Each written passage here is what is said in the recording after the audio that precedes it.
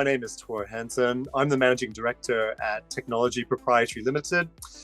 We specialize for adult learning and education. And today, we're examining a topic that's very close to technology's heart: skills for work, helping individuals gain full recognition for their experiences to date, and also taking control of their career path for the future. Our special guest is Tony Mackay. Tony is a National Defence Lead, an author, a leadership coach, a mentor, a veteran, and current director at INSYNC Management Solutions. And so quite a few hats that you wear. Tony, can you tell us just a little bit about yourself? Yeah, sure. So, look, I guess may as well start at the beginning. I joined the Army in 1988 as an apprentice fitter machinist and armourer, and served 21 years with several infantry battalions and commando battalions, and wound up my time in defence really in what was the DMO is now the Capability Acquisition and Sustainment Group. So got into the project management and sort of technical engineering side of defence before I left. Left defence after 21 years, as I said. Joined federal government, worked as a project director, the director of governance and innovation, and the head of the office of the CEO and chief of staff of the Australian Radiation Protection and Nuclear Safety Agency at one point.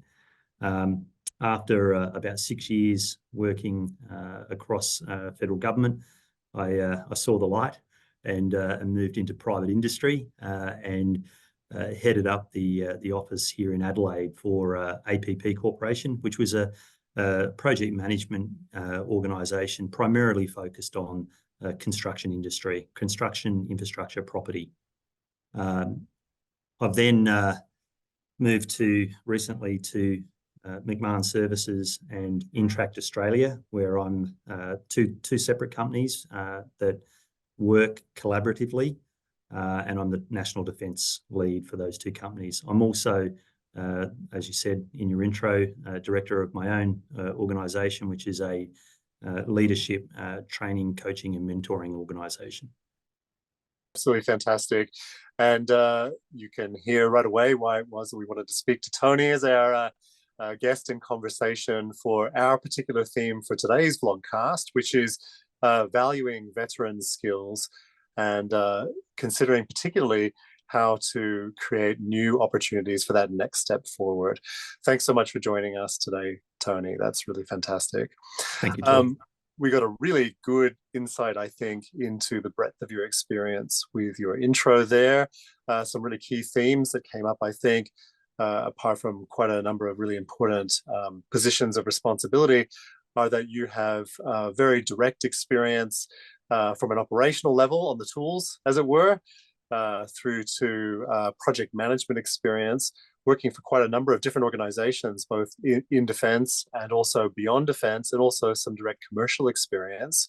It's quite a long road to travel, I think, from a career in defense to running your own company. Not even a path that all veterans or current service people would want to follow, or not the whole length of it. But I think that our listeners would be extremely interested to learn something about what do you see are particular skill sets and experiences that veterans gather during their time in service, which are particularly beneficial or valuable when we come to the world of civilian work?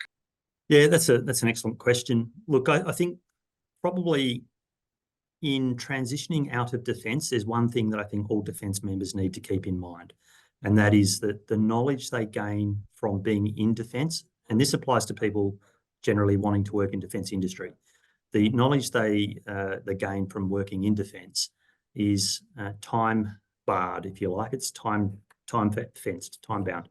So, you know, after a short period of time being outside of defence, your currency of your knowledge, your connections around people, systems, processes starts to diminish.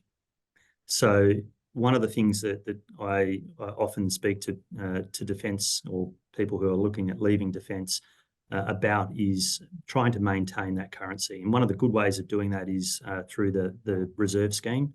So whether it be Army, Air Force or Navy, and also by potentially being involved in some of the defence industry programs like the Defence Teaming Centre here in South Australia, or AIDEN, the Australian Defence Industry Network. They're quite good organisations. So the other thing I tell people too is when you're in defence, quite often you will be involved in physical training, which keeps you fit, alert and energised. And so one of the things I also tell people is to remember that when you leave defence, you don't get paid to keep fit anymore. So don't forget to look after yourself and to keep fit, because that will help your energy levels. And industry is quite demanding, and it's mentally demanding, but it's also therefore physically demanding around some of the stresses that you may have to endure, and they'll have a physical toll. So the better condition that you maintain yourself in, the better. What a fantastic piece of advice. And I think that's going to resonate very strongly with service people and veterans who will understand very intuitively that mind-body connection. Keeping yourself in great physical condition clearly is going to help your mental alertness and your energy levels. Certainly very, very valuable in the world of civilian work, where there are always challenges to solve and new and emerging kinds of problems, and remaining agile like that, I think, is absolutely reinforced by keeping the physical fitness up. And I think it's fair to say that is going to be a really immediate kind of advantage or edge which service people will have over somebody who spent their entire life from a university straight into workplace and not really seeing how beneficial that physical conditioning can be for working life, generally speaking. It's also, it's also that it helps your mental state. It keeps you positive in particular. And so it's like the runner's high, it makes you feel good. And so people who are used to having that on a daily basis start to miss it and don't realise why they don't feel as good anymore. The other thing I'd say, just to round out that question, it just popped into my mind, is the fact that when people are leaving defence, I think one of the key things they need to do is to have a plan. Where do you see yourself? Start with the end in mind. Where do you see yourself in 3, 5, 10, 15 years time in your second career outside of defence? And what kind of business do you want to work for?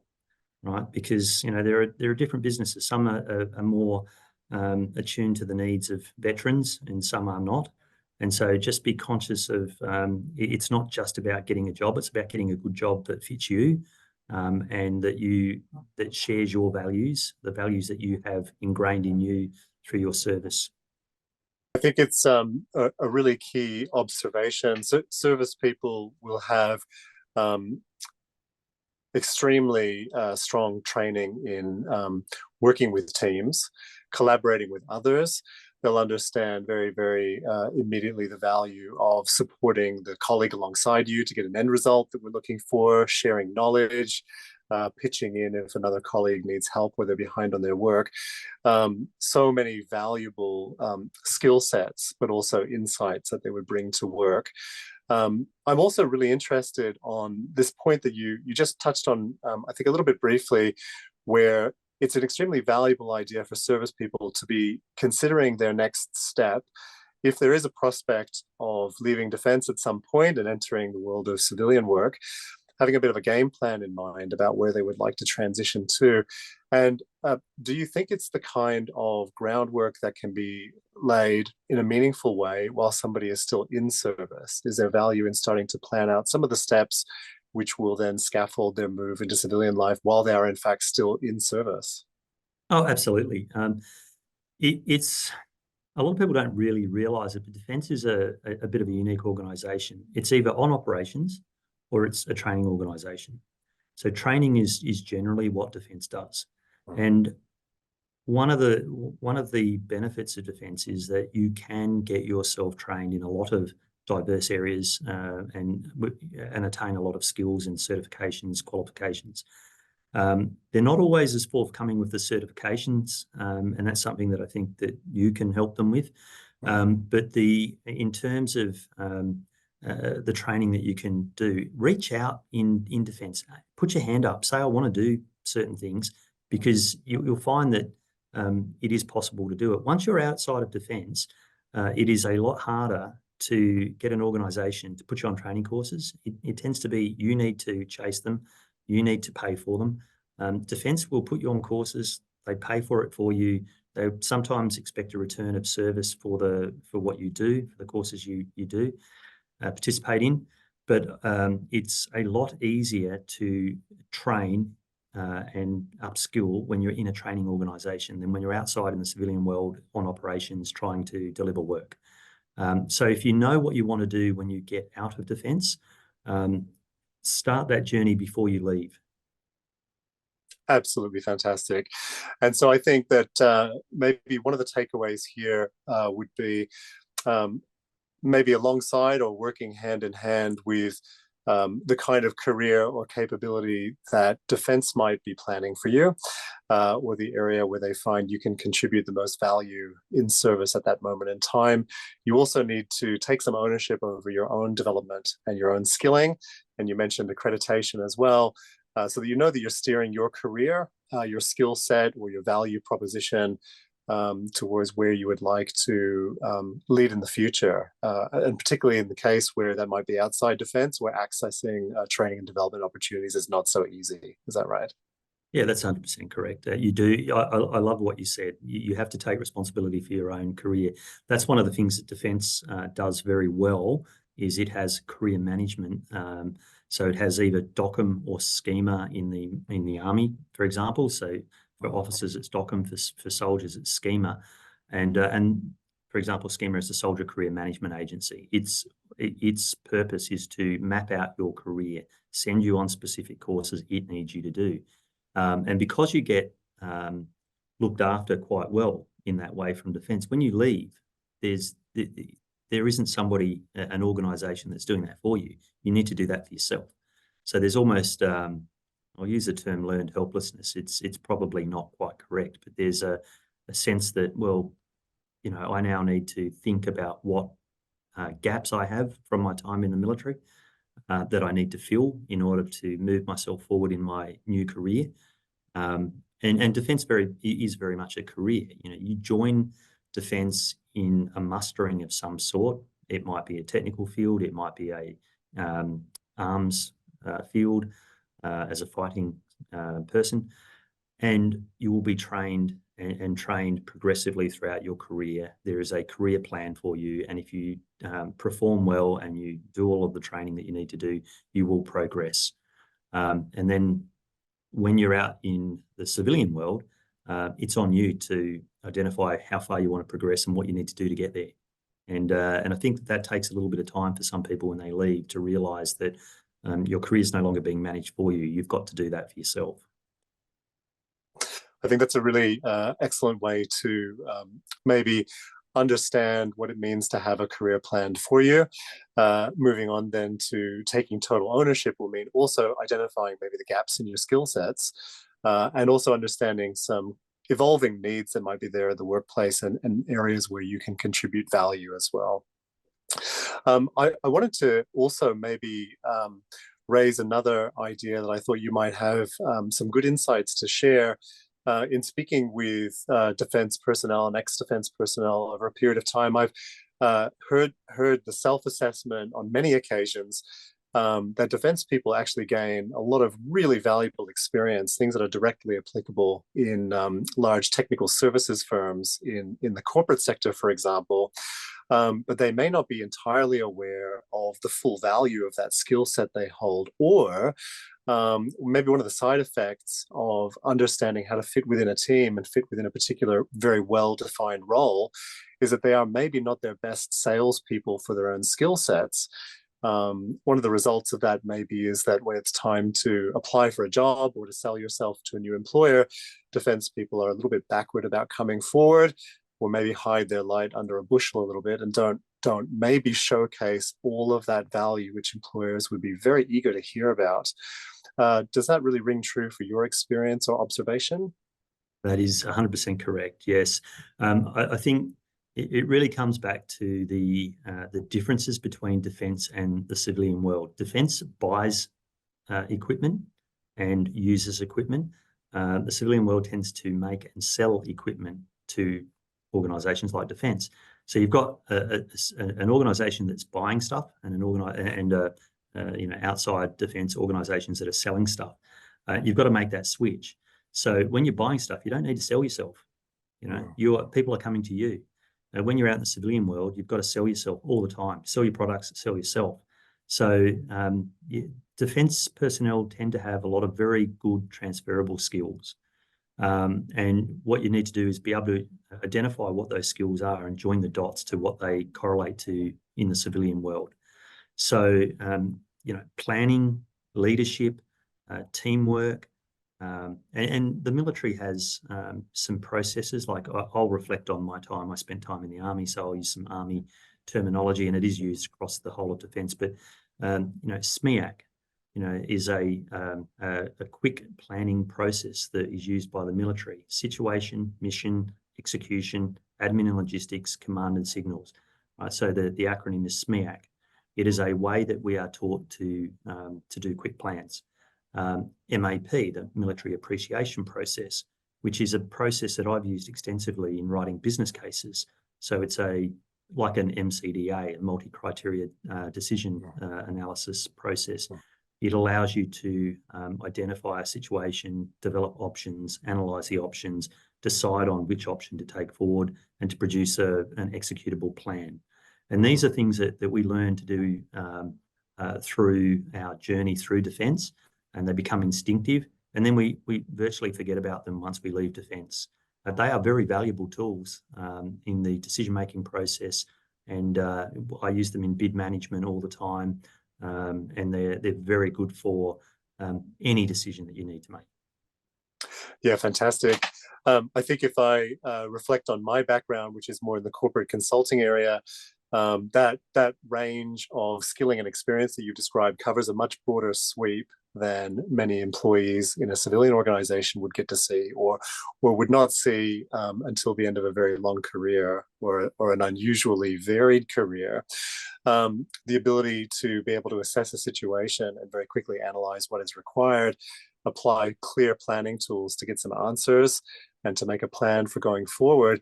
And then beyond that, committing to actually see that plan through and taking action. You can certainly find consultants who are good at pointing to planning tools. They don't all know how to apply them in a very meaningful way to real world outcomes. And you're much harder pressed to find civilian consultants who know how to see that through to action. And so we're seeing some areas where the experience and skilling with veterans and service people is absolutely like hen's teeth to find in the civilian organizations that I work with very frequently, and certainly some of the things that I would highlight on interview and job application if I was coming from that background myself.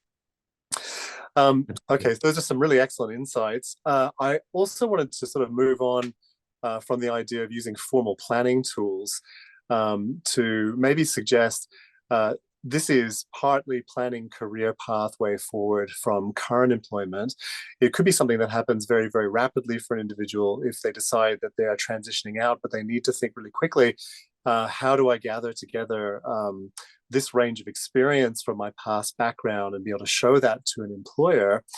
At Technology, one of the things that we've been doing for the last 20 plus years is assisting people that come from really strong technical backgrounds and being able to gain accreditation that shows that value very immediately in a really transferable and portable way. And I think in particular, project management and leadership will be the two areas which I would be targeting to fill out one's credentials, moving from defense to the civilian world to show all of that past experience and value.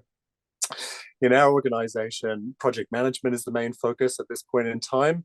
And we deliver qualifications that work in the area of Cert 4 and also diploma, and can capture past experience and show that in a way that demonstrates not just mastery of some of the kinds of tool sets that you've described, but actual on-the-job experience, which shows you're already skilled in applying these tools and using them in the workplace. In the leadership space, though, I think that is a domain where you have quite a high degree of expertise yourself. And I wanted to talk a little bit about your coaching involvement, because I know that you've done a lot of incredible work for veterans through the course of your journey, sharing insights garnered in your own leadership experience and helping to draw some of those skill sets out with people that you work with. Can you maybe tell us a little bit about some of the leadership that you show and some of the value that you provide by delivering those skills and helping to hand them on to the next people coming through? Absolutely. Look, so I work with a wide range of people in my coaching and mentoring. A lot of the people I coach are in defence industry, and they're not necessarily veterans. So it's trying to help them understand how to lead within that defence industry domain. With veterans, what I find is most helpful for them is a lot of them have imposter syndrome. They don't understand, or they don't believe that they have the skills and experience required to operate, particularly at higher levels. Some do. Some of the senior officers in particular that leave defence have worked in the acquisition and sustainment roles or in senior leadership positions within the arms corps, and they tend to transition relatively well. Some of the more junior officers and NCOs can struggle, and some of that is about not having confidence in certain aspects of civilian private business. So things like identifying that we're not so good with finance, we don't understand marketing and business development. They're areas that people can really work on as they're leaving defence, as they know that they're going to leave. And you can do short courses on some of those sorts of things, but you can also look at some of the other skills that you've got. So, for example, a corporal in the Army is actually quite a good leader in his own right or her own right. They lead sections of 9 personnel normally, and they look after every aspect of those personnel of their lives. Especially on operations. From feeding them to looking after their medical needs, their health and well-being. Ammo resupply, water, food. Everything. They do it all. They plan missions. They execute missions. They bring their people home. These are amazing skills, and they're transferable to a project team, for example, where you're managing time, cost, quality, scope, benefits, risks within a project, and managing the people who are delivering all of those things. It is the same skill set, different task, right? And so once you start to talk to people about, okay, you're no longer doing this particular mission, you are delivering this particular capability instead, and they start to say, okay, it makes sense. So it's really joining the dots for them, helping them to understand that, and then they don't feel like they're faking it till they make it. They're actually already there. They just have to transfer those skills across. And that's where I think the certifications really help. I was lucky. I left defence with a diploma in project management and a whole heap of other useful qualifications. Now I believe that they have all the skills, but they don't necessarily get the certifications. So I think the certification will get you, your foot in the door and to the table. Translating your experience into something meaningful for the person who's hiring is the key to getting the job. Because you're competing against other people who've already got the same certifications, but your experience, particularly the defence slant to your experience, if you want to work in defence industry, is very useful. Absolutely.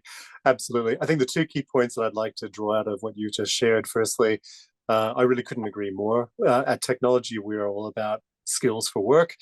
We're about capturing that value and helping people translate in a way that gets your foot in the door, or it demonstrates that you have the capability to work in the role which you desire.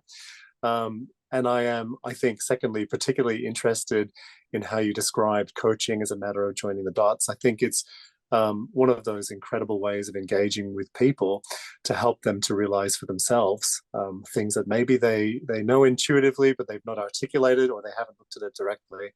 And you must have had quite a number of very rewarding aha moments along the way as you help people overcome, as you've called it, the imposter syndrome, or really, I guess another way to look at that is giving correct value to all that they have to offer, and recognizing what that would mean in a different kind of setting. Yeah, absolutely. And I think coaching used to look at people as being, a jug full of water, and you'd have to tip some of the water out, and in order for the coach to pour their knowledge into that vessel. right? Mm. That's changed. The approach to coaching's changed quite a bit. They now look at an acorn sort of model where all of the knowledge is within the acorn. You've just got to provide the nourishment for that acorn to grow into an oak tree, and so it's not about the coach telling the coachee what they need to do. It's about teasing out what the coachee has inside them to be able to achieve whatever it is they want to achieve. That's a fantastic analogy. I think it's also a really good way for our listeners and viewers to understand what your approach to coaching looks like. And I think this is fundamentally an act of nurturing and drawing out the best from the individual that you're working with. Our time is a little bit limited today, unfortunately, because there are so many more things that I would love to delve into with you and to gain your insights on. We'll need to do some more episodes in the future. If you're willing to do that, I think that would be enormous value. Very happy to continue.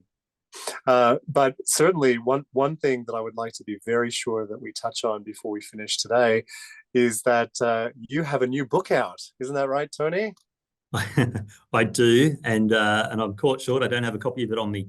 I've about 12 months ago, I published The Leader's Handbook, A Practical Guide to Effective Leadership, which is about 5 years in the making. It's no small task to write a book, and the process really started by my blog posts that I post regularly on my website, and from there I've pulled those into a book across self-leadership, group team leadership, and then organizational leadership, and then expanded those blog posts into full chapters and managed to put about 78,000 words into a book, which probably explains the 5 years and a lot of sleepless nights. It certainly shows a lot of stamina. I would say, by the same token, it shows a huge amount of experience and value to share. Full disclosure, I took the time before our discussion today, and I've gone to look where I can get myself a copy of your book. I've gone as far as reading the précis, so I've got a really good understanding what's there. And this is one that I've got marked for summer reading. And it's good to mention, we're nearly there at Christmas. This might be a really good idea for some of our listeners as well. Grab yourself a copy. It could be some really valuable insights and a great way to spend part of your summertime. Thank you so much for your time today, Tony. It's been great speaking with you. I'll really look forward to some further discussions. In this particular vlog episode, we've been looking at experiences for veterans and creating pathways forward. We'll look at other more specific topics perhaps as we go forward and maybe get some of that benefit of your experience along the way. Thanks so much for your time today, Tony. Thanks a lot. Cheers.